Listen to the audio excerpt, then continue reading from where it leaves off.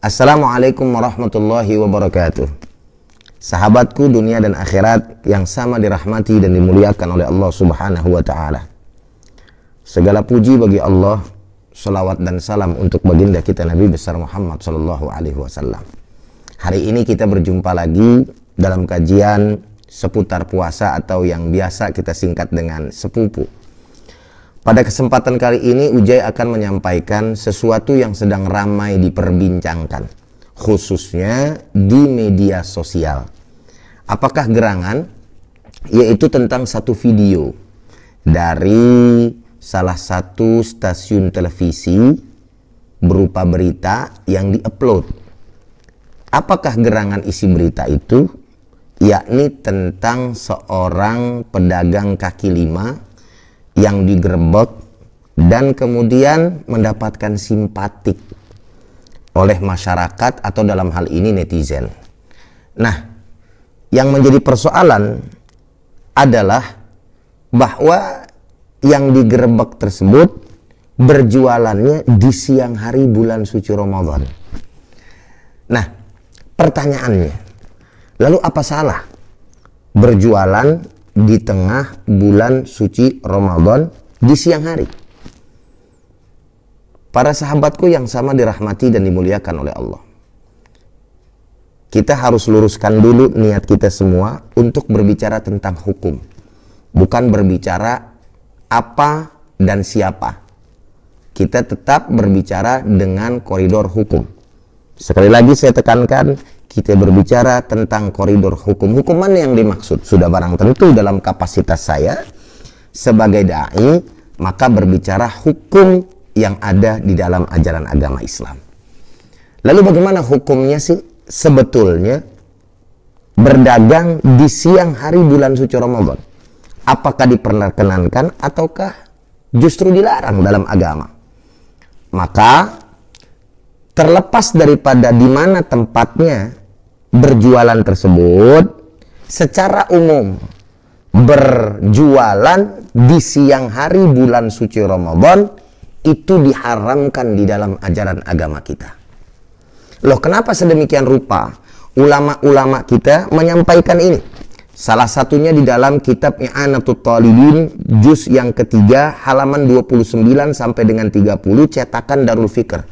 Di sana dengan gamblang bagaimana ulama kita menjelaskan tentang pengharaman daripada berjualan di siang hari bulan suci Ramadan. Kok seperti itu? Ya, karena memang orang yang berjualan di siang hari bulan suci Ramadan sama saja mereka itu telah membantu atau paling tidak justru akan membuka kesempatan kepada orang yang tadinya berpuasa lalu kemudian tidak jadi berpuasa karena ada warung yang buka di siang hari bulan suci Ramadan. Bagi mereka yang keimanannya kurang, yang tadinya di rumah dia sudah niat untuk berpuasa, lalu kemudian di tengah perjalanan dia melihat ada warung yang buka, ada teh manis, udah gitu pakai es, subhanallah, imannya turun, dia buka, saudara. Dan pada akhirnya orang yang berjualan tersebut sama saja memberikan wadah. Sebelum saya berbicara hadis, kita berbicara dulu deh tentang satu pesan dari Bang Nafi. Apa kata Bang Nafi? Bukan Bang Nafi ya, Bang Nafi. Bang Nafi bilang, kejahatan bukan hanya saja berasal dari niat, akan tetapi juga karena ada kesempatan. Tuh, maka waspadalah, kata Bang Nafi.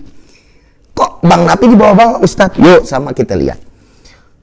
Artinya bahwa seseorang niatnya tadinya tidak ada untuk tidak berpuasa. Dari rumah jalan pengen puasa, tapi lantaran di pertengahan perjalanan ada warung yang buka, saya katakan sekali lagi, niatnya berubah. Kenapa? Ada kesempatan. Nah, yang menjadi persoalan adalah orang yang memberikan wadah dan memberikan kesempatan kepada orang yang tadinya itu puasa lalu tidak berpuasa, maka memberikan kesempatan, memberikan tempat, memberikan wadah agar orang berbuat maksiat. Sedangkan melanggar perintah Allah Subhanahu wa ta'ala untuk tidak melakukan ibadah puasa adalah merupakan sebuah perbuatan maksiat. Jangankan memberikan dari fasilitas, jangankan memberikan tempat, menunjukkan ke arah sesuatu yang bermaksiat saja, itu sudah kemudian mendapatkan dosa. Maka kata Nabi kita Muhammad sallallahu alaihi wasallam, "Man a'ana 'ala ma'siyatin walau bisyitri kalimatin faqad kana lahu syarikan fiha." Siapa orang yang saling tolong-menolong dalam kemaksiatan kepada Allah walaupun hanya dengan isyarat saja, maka orang tersebut telah mendapatkan dosa sebagaimana dosa yang diperbuat oleh orang yang berbuat maksiat. Na'udzubillah min dzalik. Maka oleh karena itu ini dah tuh. Jadi ribet sedikit para pemirsa, sahabatku yang sama dirahmati oleh Allah. Oleh karena itu saya ulangi. Hal yang sedemikian rupa harus dilihat oleh kacamata iman. Kita ini orang Islam. Kita ini adalah orang yang beriman kepada Allah. Bukankah Allah melebihi atas segala-galanya? Harusnya perintah Allah Ta'ala yang harus kita dahului, bukan persoalan perut. Tidak bisa kita katakan, ya Ustadz, namanya juga orang lagi usaha, masa orang usaha dilarang? Ini bukan persoalan usaha atau tidak usaha. Ini persoalan tempatnya, tepat atau tidak, waktunya tepat atau tidak. Bukan dilarang untuk mencari rezeki dalam Islam.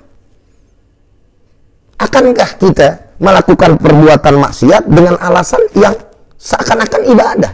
Padahal kalau misalkan kita mau cari dunia, mau cari duit, sahabatku yang sama dirahmati dan dimuliakan oleh Allah, tempatnya dan waktunya ada. Kapan itu? Sore hari, ketika orang mau menjelang berbuka. Yang kita jual juga adalah buka-buka yaitu makanan takjil atau makanan berbuka maksud saya.